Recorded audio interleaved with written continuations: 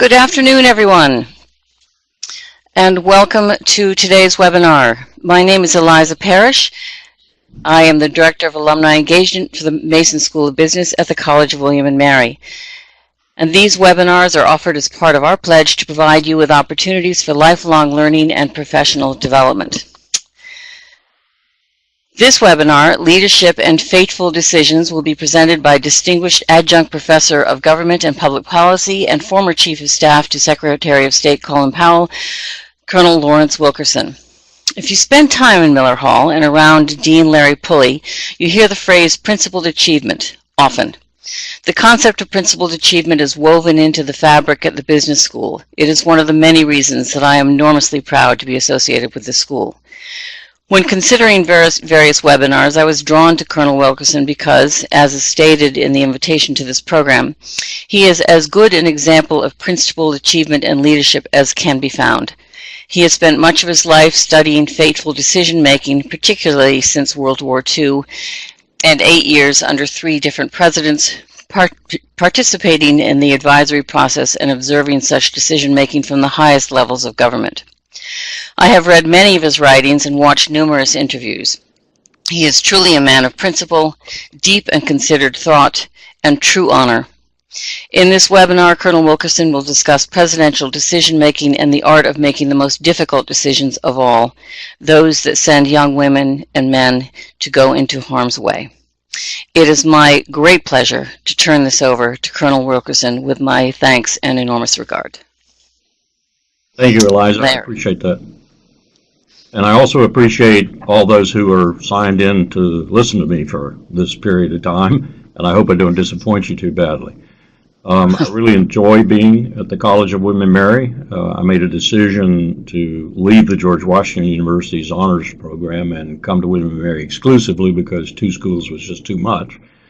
And I drive 150 miles every week to get here, so you know how much I think of William & Mary. Let me repeat some definitions Eliza referred to in her opening to one. What exactly is a fateful decision?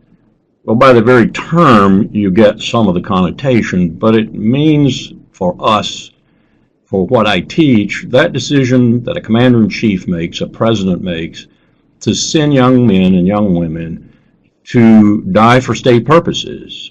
And something we often forget, to kill others for state purposes. For example, the Department of Defense's estimate, a very conservative one, I will submit, too, of the Iraqis that we killed in the invasion in 2003 and subsequent years is somewhere around 164,000. Now, most Americans could probably tell you roughly the figure of coalition and American soldiers, Marines, and others who were killed, but probably very few could tell you about that other result, which is always the result of a fateful decision, whether it's a low casualty count or a high casualty count, with the latter being the more apt thing in history. Let's talk for a moment about what's a good fateful decision and what's a bad fateful decision. I've been there for both, mind you. And it seems almost oxymoronic to talk about good decisions within the frame that I just set for you, that is fateful decision making. But we have to, that's our vocabulary. A good fateful decision basically achieves more or less what the president wants to achieve by that decision. And very importantly, that achievement, that outcome, is in the interest of the nation. And not just the short-term interests, but the midterm and the long-term, if at all possible. Now, as I've just defined that, you can search your own minds for a good fateful decision post-World War II, and you'll probably have a hard time. A bad decision is the opposite of that. A bad decision is one that doesn't achieve what the president wanted to achieve, and that lack of achievement is inimical to U.S. national interests. And let me give you an example of both in the same time set, if you will. We're looking at 1950, and we're looking at the Russian, Soviet at the time, occupation of the north part of the Korean Peninsula, and the U.S. occupation of the southern part. Syngman Rhee, the leader in the south, and Kim Jong-il, the leader in the north. Kim Jong-il, basically a disciple of Stalin, and to a certain extent Mao Zedong in China. When those two people dictate that there's going to be a fateful decision on the peninsula, Kim gets to it first. That's the truth of the history. And he's better armed because the United States has been very reluctant to arm Syngman Rhee, knowing that Syngman wants to go south as bad as, or north as bad as Kim wants to come south. So here's the South Koreans without much but rifles and a little ammunition, and the North Koreans have tanks and artillery and all the modern accoutrements of war that we saw so displayed in World War II. As you might suspect, and as you probably know, the invasion goes pretty fast and the North is winning. Well, Harry Truman, president at the time, in consultation with his Secretary of State, Dean Acheson, decides, without going to the Congress or anything, he does not consult the legislature at all, which is rather odd because he came from the Senate, you may recall.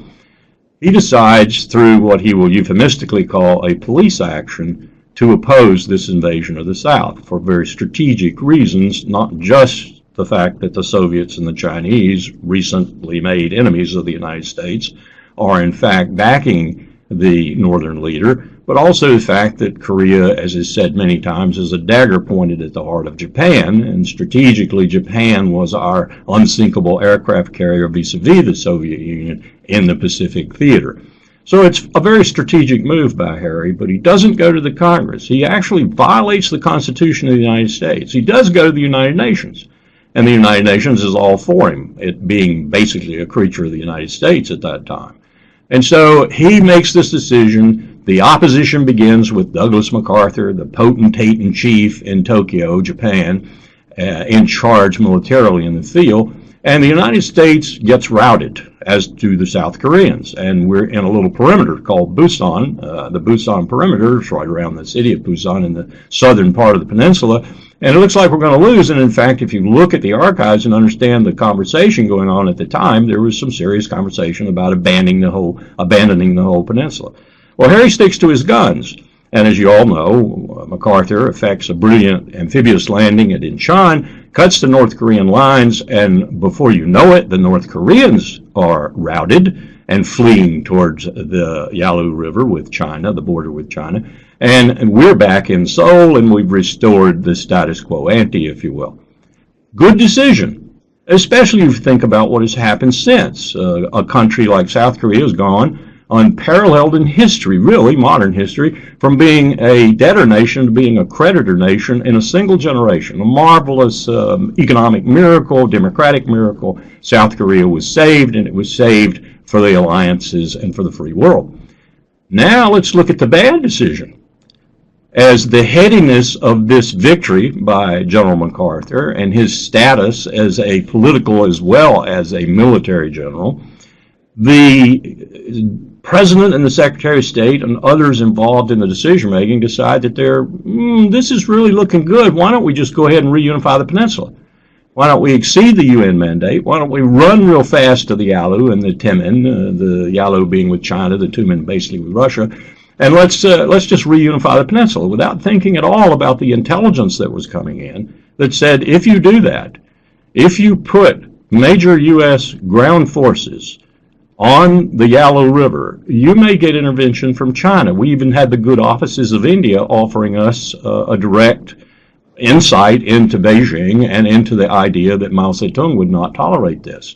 But because of our arrogance and our hubris at the time and our thrill of victory and the potentate-in-chief, Douglas MacArthur, who, by the way, had an intelligence apparatus that was purely sycophantic and was telling him whatever he wanted to hear and was saying things like, laundrymen? There'll be no laundrymen entering this country, and if laundrymen do enter this country, by God, we'll defeat them. Well, 300,000 plus Chinese volunteers, so to speak, were getting ready to intervene, and when they did, as U.S. forces in the 8th Army on the left flank and the 10th Corps on the right flank approached the rivers, and as Douglas MacArthur began to authorize bombing of the northern ends of the bridges over the rivers and even inside China, the Chinese intervened. And the greatest rout of American arms, as Dean Acheson would call it, it was the greatest defeat of American arms since the Second Battle of Manassas would occur. 8th Army would run fast to the south, and so fast that the Chinese troops were actually saved from the cold winter weather and not having food and so forth and so on by the fact that they could steal what the U.S. had left behind, which included even individual weapons, artillery, tanks, everything we left behind. So this was a very bad decision in terms of its outcome. And what we got was 30,000 more U.S. casualties, 3 bloody years of war, and essentially the same place we started, the 38th parallel, now the demilitarized zone on the Korean Peninsula. So there you have, in a nutshell, the essence of a good decision and the essence of a bad decision, and ironically enough, made by essentially the same decision-making team.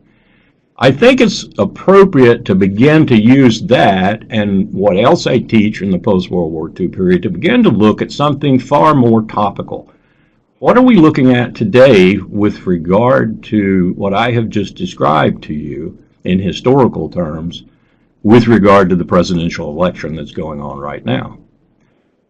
I think it's very timely that we should talk about fateful decision-making when our country is at war, has been at war for about 14, 15 years, and doesn't seem to see any endpoint in that war. What should we be thinking about in terms of the leadership necessary to orchestrate these dangerous times and to perhaps bring the United States a little bit closer to what the founders thought the republic should be with regard to the war power in particular and making these fateful decisions than it has been in the post-World War II period? I think these are very important questions. I think they're essential questions. And I'll begin to try to answer them a little bit by giving you examples of a good administration and what I would call a bad administration, using the same kind of language I use about fateful decision-making. I served George H.W. Bush only one term. He had 4 years. We don't elect presidents for their foreign policy competence and expertise in this country. We elect them basically on domestic issues. But George H.W. Bush put together a decision-making team that was, in the post-World War II period, with the exception perhaps of Eisenhower's first term, the best team I have ever seen operate. And that means from an academic point of view, studying them, as I did Eisenhower, and from an actual experiential point of view because I was there. He put together a team of people whom he knew, had known for some time, whom he trusted, who had not similar views to his own about foreign and security policy, but parallel views. They would dissent from time to time, but they knew who was in charge, and they knew the person in charge, as was the case with Eisenhower, was the most experienced, talented, competent man in the room. And they didn't have any problem with offering that man, who was full of confidence because he was so experienced, didn't have any problem offering him dissent and arguing in front of him and knowing that he would take the best from all of them and come to a decision and make it. Now, we can disagree with the policy that H.W. Bush's administration produced, whether it's the invasion of Panama to remove Noriega, or whether it's the first Gulf War, or whether it's deploying Marines basically for humanitarian operations in Somalia in 1992. We can argue with that, and we can say we don't like it, but we can't argue with the efficiency with which Brent Scowcroft, his national security advisor, Jim Baker, Colin Powell, Dick Cheney, and H.W. Bush, the ultimate man in charge, made these decisions, the efficiency, the effectiveness, and the fact that most of them were, in fact, in the U.S. interest. Let's take the first Gulf War. H.W. Bush did exactly what he wanted to do, exactly what the UN mandated him to do, and that was kick the Iraqi army out of Kuwait after it had aggressed against that country. He didn't go an inch further. He did not get heady, as Harry Truman did and Dean Acheson did in 1950. He maintained his calm and his demeanor, and he listened to his field commanders, and he listened to his chairman of the Joint Chiefs of Staff, Colin Powell, and Jim Baker and others, and he said, that's it. We're not going any further. And he did that because he knew if he destroyed the balance of power in the Gulf, in the Persian Gulf, and that balance was maintained by Iran on the one side and by Iraq on the other side. Other powers played in it from time to time, but they were the principal powers. If you suddenly eliminated Iraq from that, you had two choices. You either stayed indefinitely and composed the balancer yourself, which was a little untenable given that every GI in that region had a red bullseye on his back from every terrorist walking the earth, or you left and let it be complete chaos. And George H.W. Bush did not want that to happen, so we did what we did. It was a good decision. It was in the interest of the United States, long-term, midterm, short term, and that was a good decision-making team. It was an incredible decision-making team from my point of view, watching them operate. They were so efficient. Part of this was Brent Scowcroft, the National Security Advisor. Now, this is a position not even contemplated in the 1947 National Security Act. Eisenhower creates it by his military instincts for the need for a chief of staff. And it becomes one of the most powerful positions in government. A thought for us right now is it's not subject to the advice and consent of the Senate. It's not elected. It's simply a choice made by the president. It is an incredibly powerful position, arguably as powerful as anyone else in the cabinet, maybe even more so. And when you get a Dr. Kissinger or you get a Zig Brzezinski in there, you see how powerful it is. They almost become presidents, the one for Nixon and the other, of course, for Jimmy Carter. That's a side, but it is an important point. If you're building this team, you do need someone in there as the National Security Advisor who's not going to take over your government. What did Ronald Reagan do when he saw Brzezinski and Kissinger in his rearview mirror? Well, Ronald Reagan decided he wasn't going to allow that to happen, and he had six, count them, six different National Security Advisors in 8 years, almost one per year. And none of them ever gained enough power to do what Kissinger or Brzezinski had done to their presidents. Reagan was smart in that regard, except for one respect. He also let one of his national security advisors distance from him do things on his own, Admiral John Poindexter, and essentially a lieutenant colonel by the name of Ollie North, Marine on the NSC staff, and they created the Iran-Contra scandal, which I'm sure you know about. It almost removed Reagan from office. Had Reagan not been the great communicator and been able to deal with the American people the way he did, almost part apology, part I'll take responsibility, and part I'm not sure I was involved in it, he raised himself back up in the polls and so forth and left office, unlike Harry Truman, who left office with really rock-bottom polls. Reagan left office with fairly high polls, and I think is, by at least a portion of the country, revered even to this day. But it shows how you can get in trouble with this selection of people or non-selection of people for these particular positions. Now let's talk about, in the time I have left, why this is so important today. Picking the right people, picking the right team to advise those people. Let's take the vice president for a moment. Starting with Jimmy Carter and Walter Mondale, the vice president became more than John Garner's warning about it or characterization of it as a job not worth warm spit. You know, a heartbeat away from the president. That's the only way you'd be powerful if that heartbeat stopped. Well, the vice president, since Jimmy Carter's Walter Mondale, has become a very important member of the presidential team, a statutory member of the National Security Council, very important member. Why? Because governing has become more difficult, more complex, and fateful decisions demonstrate that. What do we get with George W. Bush? We get a vice president who in the first term probably is more important to national security decision-making and to fateful decision-making than even the president. You might say the president didn't know he was being bamboozled all the time. He was. The vice president became inordinately strong. So picking these members and putting these members together is very important. Think for a moment, if Hillary Clinton were the presidential candidate on the one political side, the Democrats, whom would you want to be the vice president? Would you want someone like Tim Kaine, who is from Virginia and is a calm, decent, high-character individual who would complement that team? Would you want someone else who might be more politically advantageous? You know, if Hillary needs to claim this state, pick someone from that state. That's a more traditional way of picking the vice president. I would submit you need someone who's talented, competent, has high character, decency, and is going to help you. Is going to help you in the division of labor, which is now inevitable in the White House. The vice president is now a real, meaningful member of the national security and foreign policy team.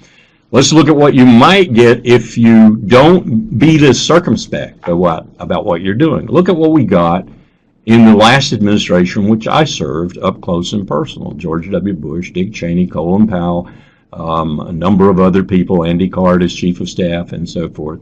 What we got in the beginning was what the New York Times actually said was a dream team. We had all these, what I call 800-pound gorillas.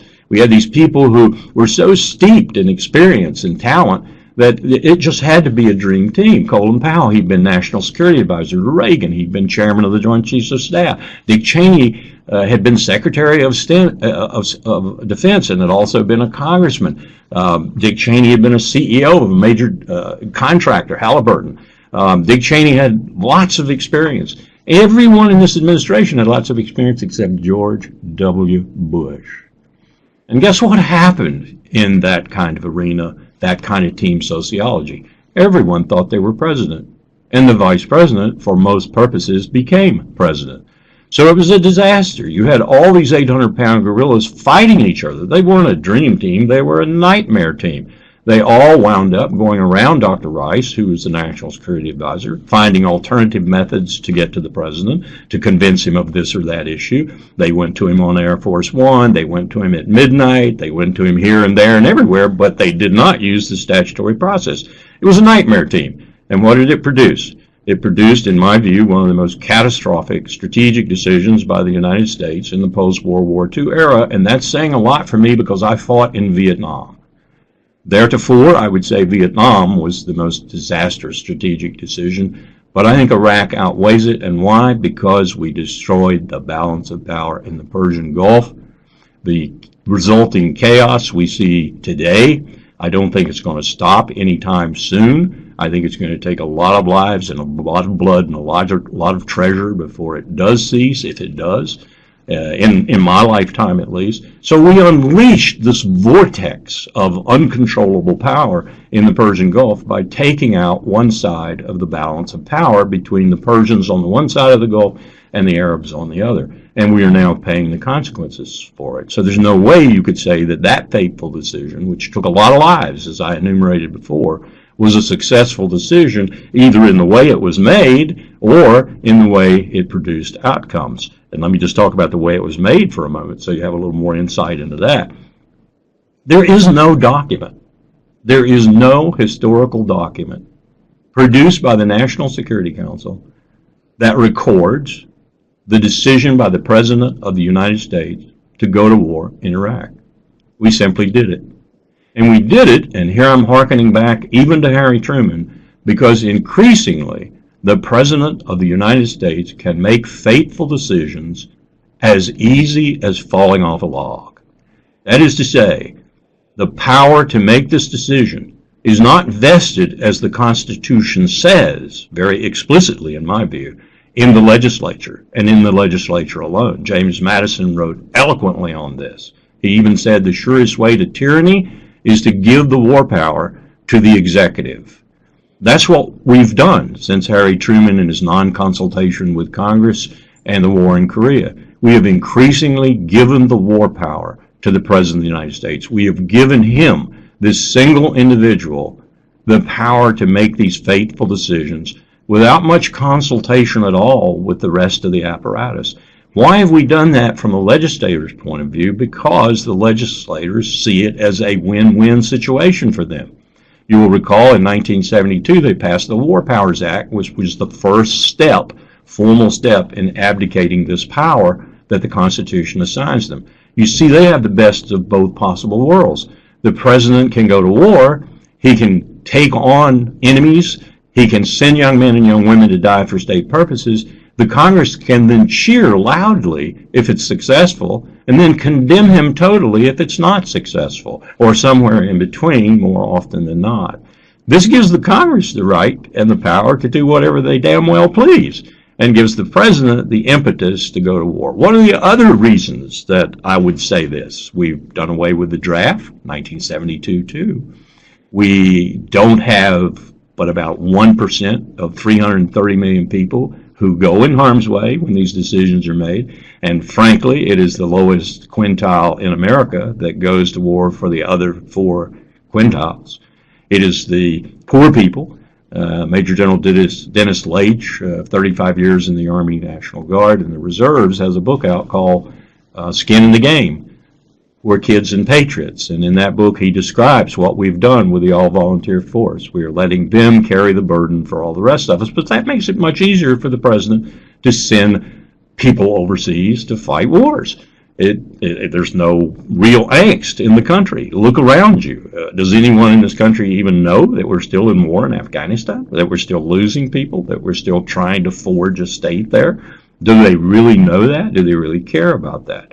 So these things that have been building over the years, the all-volunteer force and the elimination of the draft, the low participation in any of these fateful decisions by American citizens, the buildup, as Eisenhower said, of the military-industrial complex, which makes it very lucrative for a lot of contractors when we go to war. I'm not saying that they salivate for war or they lust for war. I'm just saying that when you have people who are making billions of dollars, Halliburton, $44 billion off Afghanistan and Iraq, $44 billion. When you have that, you're going to have more of a propensity for war because a lot of that money feeds into the legislature, and then the legislature is really easy to get to bless whatever the president's doing for some of the reasons I said earlier. So this is a very frightening time, I think, if you understand this history and you understand what this history means with regard to fateful decision-making, how easy it is for the president to make these decisions, how, and this is my last point, how it is really the only place where the president can be his own decision-maker in a sense that resonates across the country and indeed across the world, proves his power, if you will. So it is an elixir, actually, for presidents to use the war power, to send these young men and young women to die for state purposes and to kill others for state purposes. That sounds as if it is anti-American as anything I've said so far, probably, but that is the reality of it. Presidents don't have a lot of power in other areas. Americans seem to think they have power in domestic matters, power in this, power in that. They really don't. They have to go through the Congress, and if the Congress is obstinate, as we've seen so often of late, they don't have very much power to get anything done. An executive order here, an executive order there, but all that's necessary for the next president to do is rescind that executive order. So it's not very permanent. The one thing they can do that is an exercise of the ultimate power, the one thing they can do that will bring them acclaim or declaim almost immediately is to use the war power. So the tendency to use the war power is very, very powerful. Let me say one other thing. On the 10th of September, I had the opportunity to go into the Roosevelt Room in the West Wing and sit and wait with 2 Gold Star mothers and several other veterans, including myself, to meet with the President and with the Secretary of State.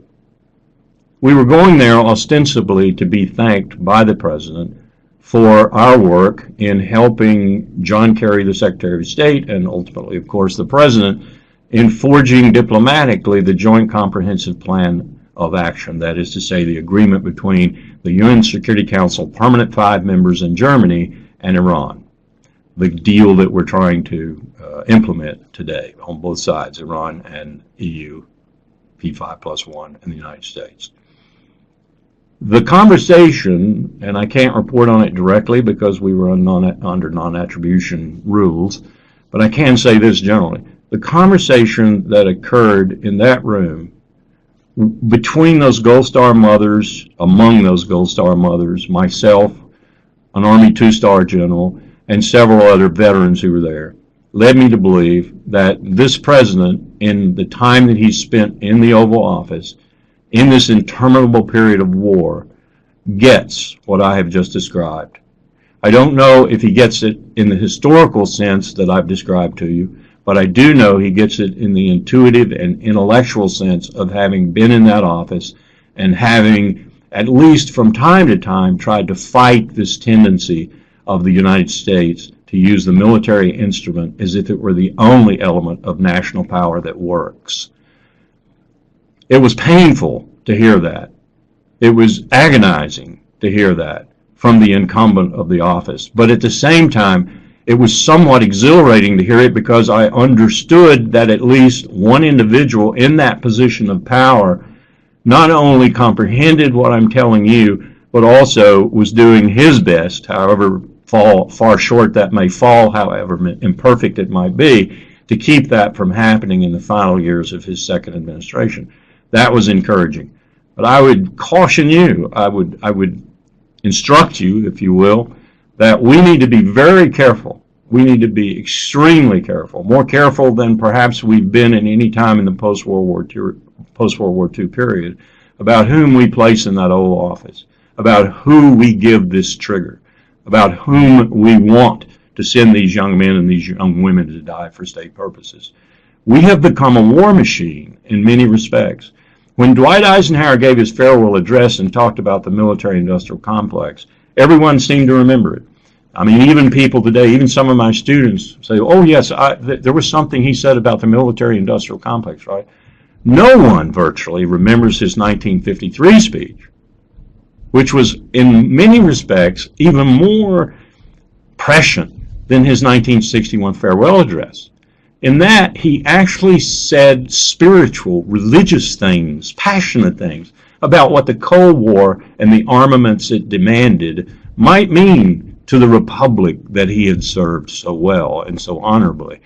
And he said, as he talked about these armaments and this vast national security state we were building at that time in order to confront the Soviet Union primarily, he said, this is no way of life at all in any real sense. It is humanity hanging from a cross of iron.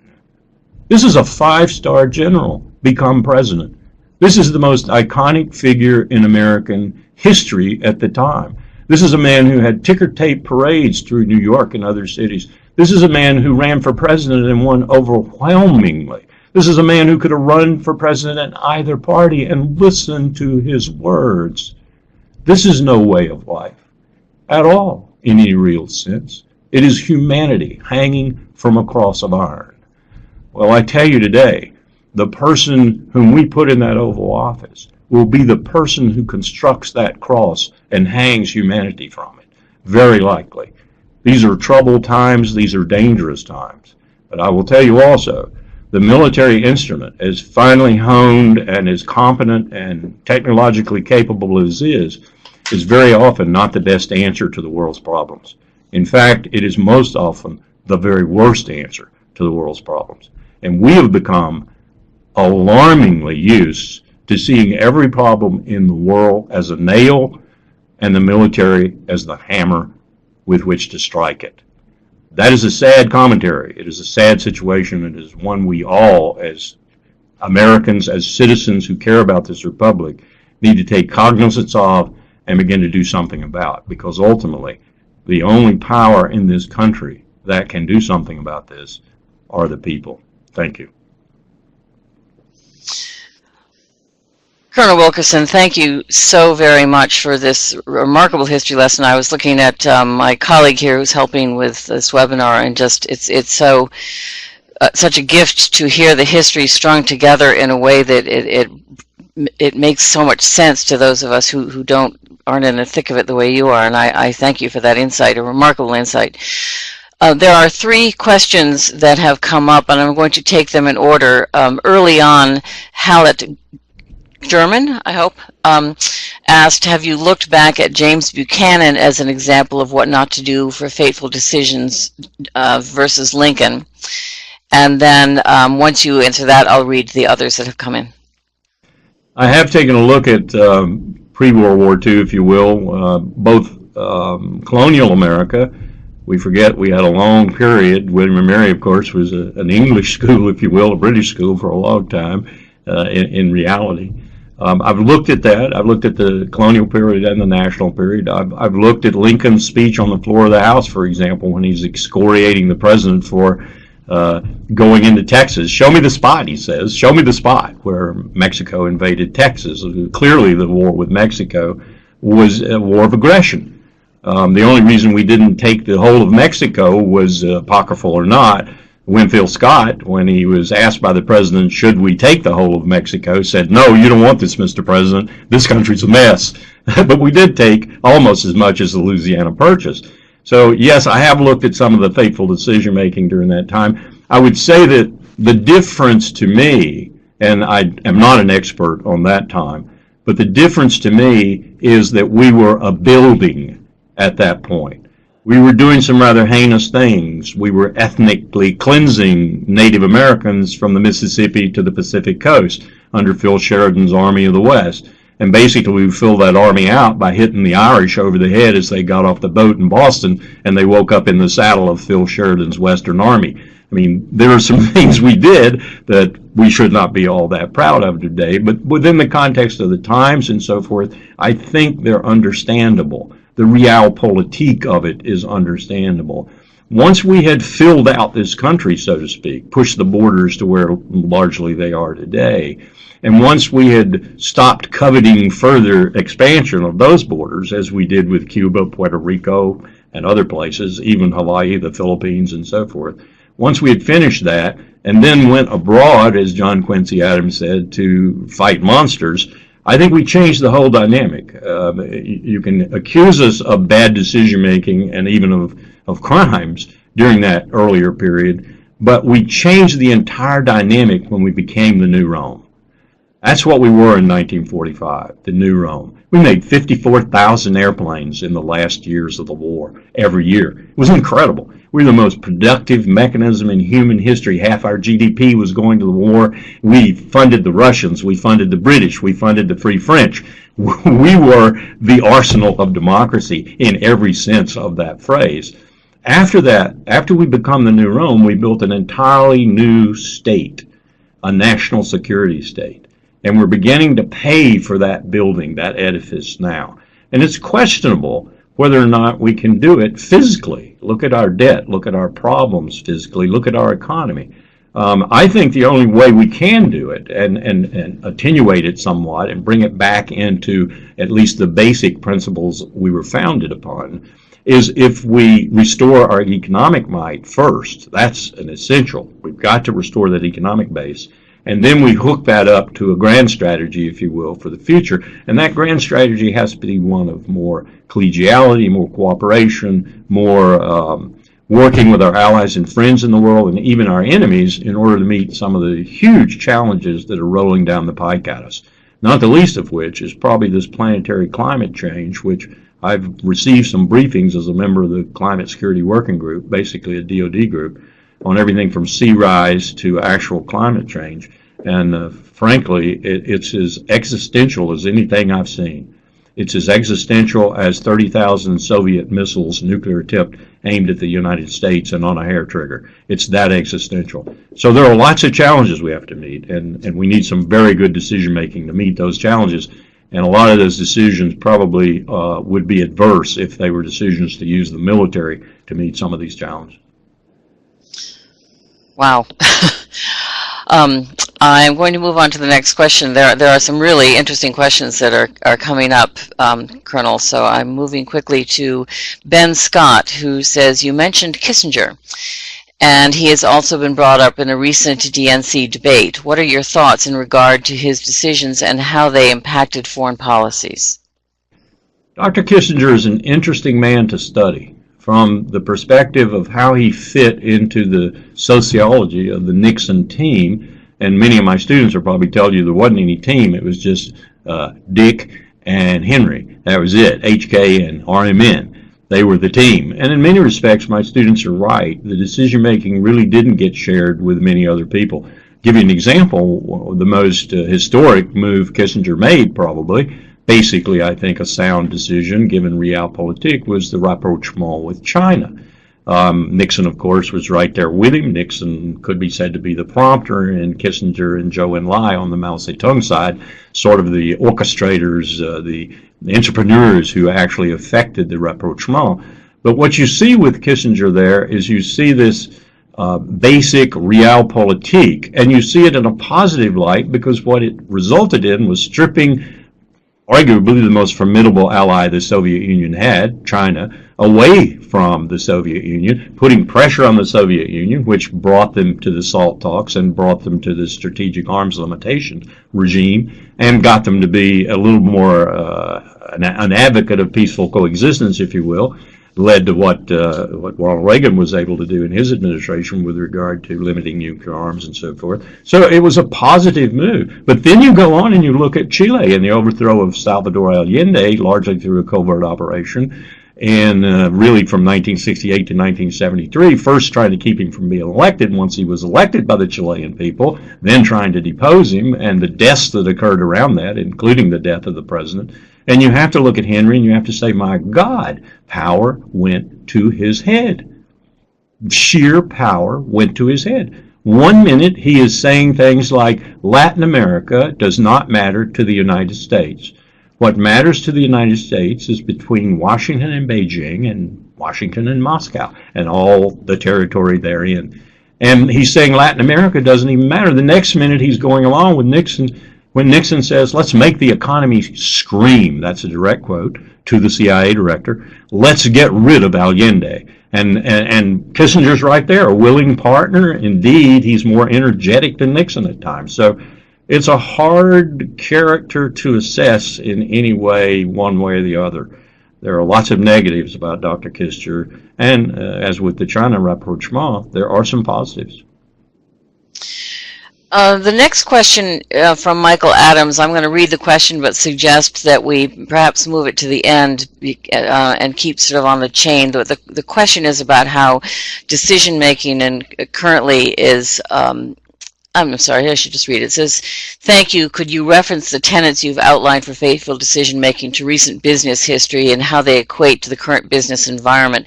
And as you know, I think that's a really interesting question, but let's stay on the historical ones, and perhaps you could close with that. Would that make sense? Sure. Okay. I'm not sure exactly what the questioner's driving at, but I will answer what I seem to detect in the question. We have had many discussions, we being inside the government, Colin Powell and others, and outside in the academic world about what business skills equate to good presidential skills. And very frankly, asking the question, would a CEO, would a business type, a person with that kind of instincts, that kind of intellect, would that be a good president? Would it make a good president? Of course, there's a lot of pertinence here right now. I mean, we're talking about people like Donald Trump. Donald Trump's claim to fame, I think, is a businessman who has amassed a fortune. Last time I saw a reasonably, what I thought was reputable estimate of his worth was somewhere between $8 and $10 billion. That's no chicken feed. So here's a man that might be president of the United States. Would he be a good president? Would he be a good president because of his business skills? I think the verdict on that, or the answer to that question, is so complex that it's difficult to pin it down and stereotype it. What you have on the one hand are those kinds of instincts, entrepreneurial and otherwise, creative and otherwise, that probably businessmen would bring to the Oval Office, and the kind of metrics they would use, the efficiency and effectiveness metrics stand out. Do I want to do this? Will it make money for me? Will it make money for the country? Will it be in the country's interest? Or do I not want to do this because the adverse or the obverse will prevail? Those kinds of instincts are good. On the other hand, you have to look at the predatory aspects of big business too, particularly big business. And what I'm talking about here are the Monsantos in the food world, the Exxon Mobils in the energy world, the Mercks in the pharmaceutical world, some of the bigger real estate and insurance giants like AIG, which of course took us for a fair weather ride when they got all the bailout that they did. And then you have to, I think, begin to ask yourself, are these people who take too many chances? Are these people who take too many risks? Are these people who would be right next to the nuclear briefcase, for example, and be willing to take these kinds of risks? So I'm not trying to characterize it either way, negative or positive. I'm just saying that there are a lot of things we need to think about critically when we begin to say that business skills, and the kinds of skills especially that a person like Donald Trump might exhibit, would apply positively to faithful decision making and to the presidency in general.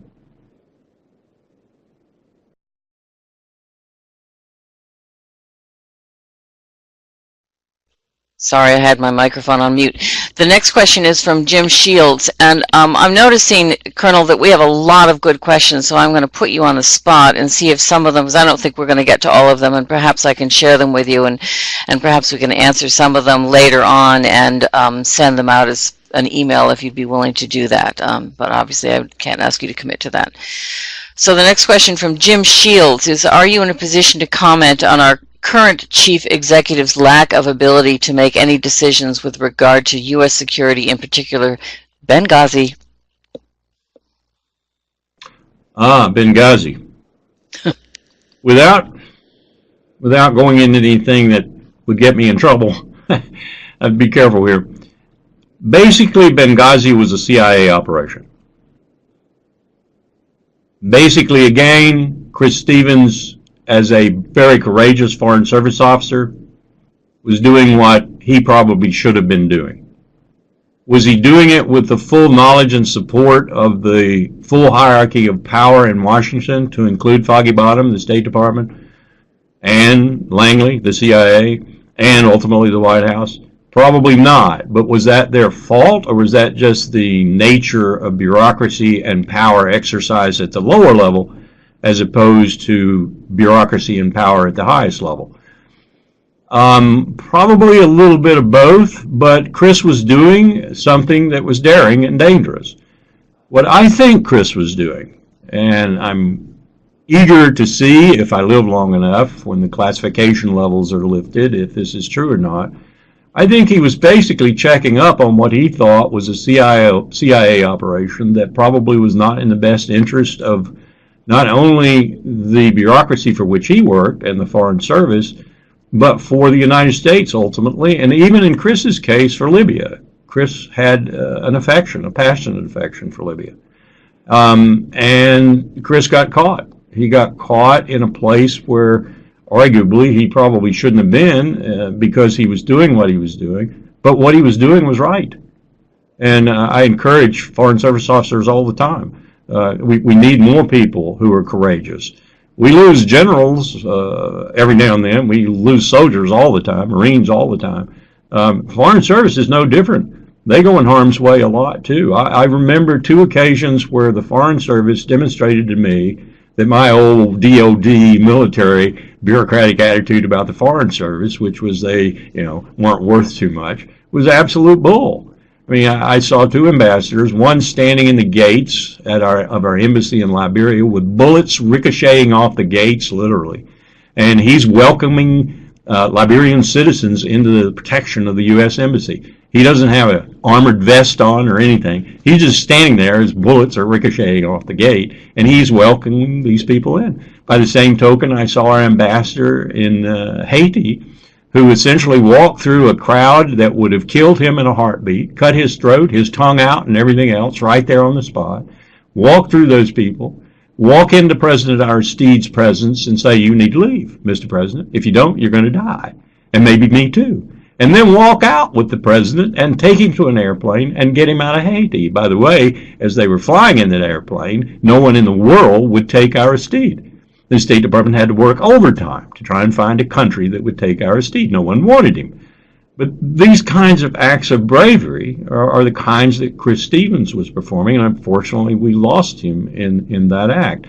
But I would attribute the loss, not knowing the full answer yet, but knowing enough of it and having been there before, I would attribute the loss more to his trying to check up on U.S. actions he thought were inimical to our interests more than negligence of anyone in the system.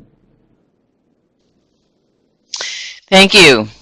The next question from Talbot Kennedy. In the current campaign environment of media-friendly, trash your opponent quotes, how can we get the candidates to speak to their foreign policy views? The candidates do, as you pointed out, focus more on domestic policy, even by stating they will build a wall on the Mexican border and exclude all Muslims. Thank you. I love that wall proposal. I really do. George Patton said all fixed fortifications, think wall, are a monument to the stupidity of man. And of course, Patton was referring to the Maginot Line in France, which of course the Germans in the spring of 1940 just went right around and captured France. Walls don't do a thing. Are you going to build a wall all the way from the Atlantic seaboard to the Pacific seaboard? I mean, at $1 billion a mile, yeah, Boeing and others would love for you to do that. They would absolutely love for you to do that because they'll make a fortune off of it. Walls do not good neighbors make. Walls do not protect anyone. One of the dumbest things the Israelis have done is build a wall along the Green Line in Israel.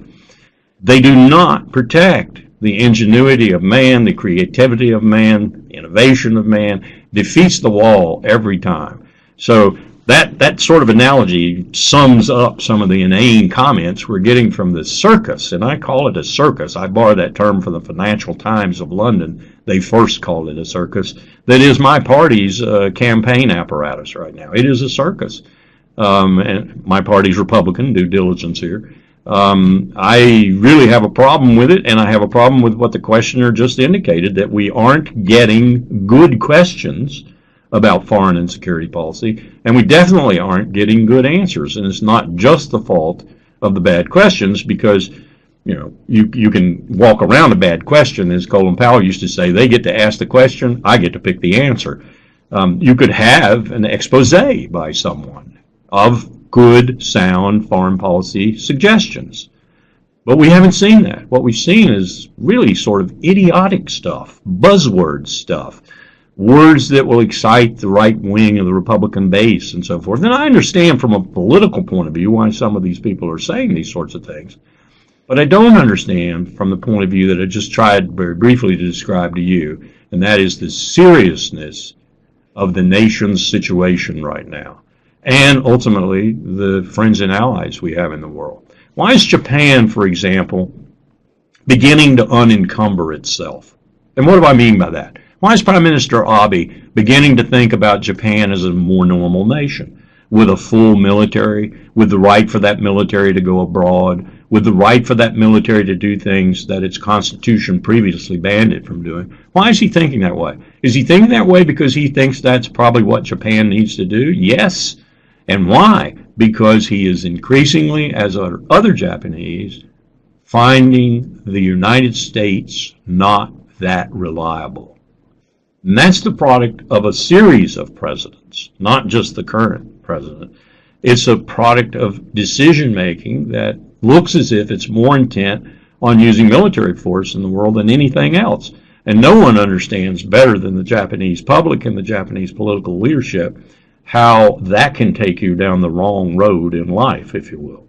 So we are seeing our allies and our friends even begin to doubt our staying power, begin to doubt our resilience, begin to doubt our decision-making. And we're going to pay for that, ultimately, in the crumbling of our alliances, in the ability of our real enemies in the world to band together and to mount counters to us. Not for nothing are the Chinese making a very slow, in some respects, chaotic, but in other respects, formidably consistent run on the dollar. Financial Times of London, again, to quote a good newspaper, has articles on this routinely. The Chinese would love to take that ultimate weapon away from us, the weapon that Charles de Gaulle called the most insidious weapon America has, and that is the power of the dollar as the transactional and the reserve currency in the world. What would it be replaced with? Well, the Chinese are looking at everything from sovereign, what they call SDRs with the IMF, to actual replacement of the dollar in the denomination of oil products and such in Asia with renminbi or the yuan or the yen or whatever. In any event, it shows that the Chinese understand what it means to have this power, this currency power in the world, and they would like eventually, possibly, to at least balance it, if not strip it away from us. These are dangerous times, and there are people out there in the world who are not looking after our interests. And some of them are our friends and allies who are seeing us as not being that reliable, not that dependable anymore. One more, or actually we've got a couple more, and I think we might be able to get a couple more in, is from Richard Evanitz. Richard, I hope I'm pronouncing your name right.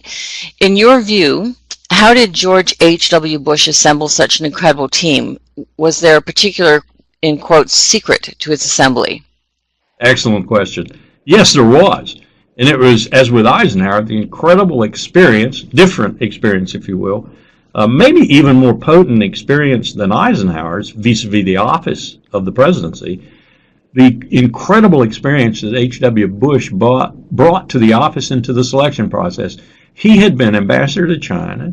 He had been head of the Republican National Committee. He had been director of the CIA. He had been, most importantly, vice president for 8 years to the president of the United States, Ronald Reagan. This was a man who brought not only a really mighty intellect into the office, he also brought an incredible experience. In that experience, he had met a lot of people, and you see him selecting the people for his cabinet and for his principal security and foreign policy disciples, if you will, that are long known, well trusted, and if there's a single word, a single English word that sums up the collegiality and the efficiency of that decision-making team, It's trust. They trusted one another. And ultimately, they trusted the President of the United States. You know, when Eisenhower conducted the Solarium exercise in 1953 to decide exactly where he wanted to go with U.S. grand strategy vis-a-vis the Soviet Union, he had 3 teams brief at the Army or the National War College over at Fort McNair. He listened to all 3 teams. In the room was George Kennan, whom some of you may remember and know. George Kennan didn't suffer fools. George Kennan was a East Coast establishment aristocrat, if you will. George Kennan was a very smart man, a long telegram and so forth with the Soviets. George Kennan's in the room, and George Kennan says afterwards, characterizing that meeting, Eisenhower gave a 45-minute, without notes, summation of the 3 presentations, and then indicated his decision. George Kennan said by the time Eisenhower was 20 minutes into that disquisition, everyone in that room, including him, knew who the smartest man in the room was. Well, what George actually meant too, of course, was he was the most experienced man in the room. Look at where Eisenhower had come from. Here's a man, George H.W. Bush, who had similar, if not more pertinent and relevant experience than Eisenhower. So is it any wonder that he selected a really good team, that he made good decisions, and he made them efficiently and effectively, and that the key word characterizing that whole process was trust. In listening to this, I assume there are a number of you who'd love to come back here and take some courses in the Government and Public Policy Department at William & Mary. I certainly would. Hopefully we can get one more question in here before our hour is up, and it is from Bruce Hashim. Is there a fateful decision on the horizon for the U.S. to no longer sustain the Bretton Woods Agreement? And if so, what will the world look like without Bretton Woods?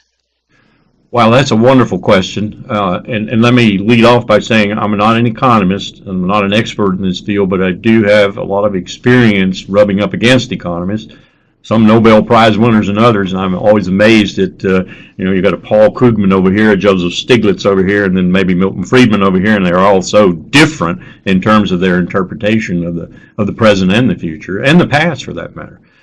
Not to mention Maynard Keynes and some of the arguments that he put forth. But that's a very interesting question. I would think that what will happen to a certain extent will be not unlike what happened with the abrogation of Glass-Steagall in this country and all that went before the abrogation of Glass-Steagall, it being more or less the kind of last step in unleashing a form of capitalism with which we were already familiar. It had taken place from about the end of the Civil War all the way up to the election of 1896 and arguably had hung around to 1929.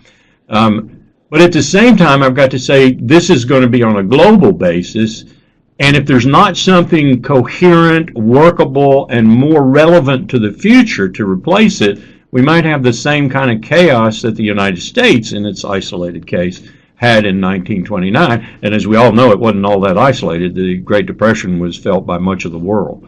So, I mean, that's not a very encouraging answer. I hope we come up, I guess what I'm saying is I hope we come up with a replacement mechanism before we get rid of what it is that's worked since roughly, since we became the new Rome, certainly in a financial and economic sense. Colonel Wilkerson, it is 12:59, and we always promise to end these on time, assuming people are getting back to work. So I would like to take this time to just give you my enormous thanks and gratitude. This has been a remarkable webinar. The insights that you have offered is truly special, and it's just wonderful to have you with us. I can't tell you how delighted I am that there are people like you and with minds like yours who are advising the top leadership in this country, and I hope they listen. There are a couple of more questions, and I can see some people typing, so those who are, keep them coming if you'd like, and we'll try to get them answered after the fact. As always, we will send the recorded version of this webinar out to all of you. And again, Colonel Wilkerson, it's an honor to have you with us, and I thank you so very, very much for coming in that yucky weather last night and staying with us. So thank you so much for everything you have done. Thank you very much for having me, and thank you, all of you who tuned in for this.